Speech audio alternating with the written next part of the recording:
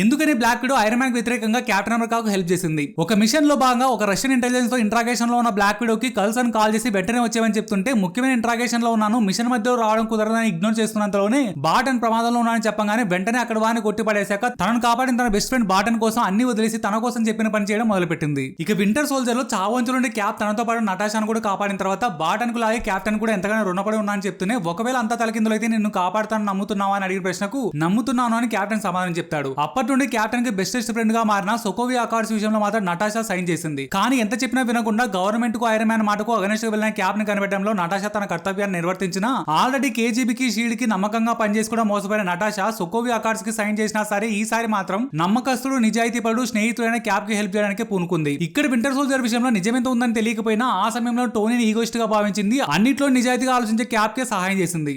Are you incapable of letting go of your ego for one goddamn second?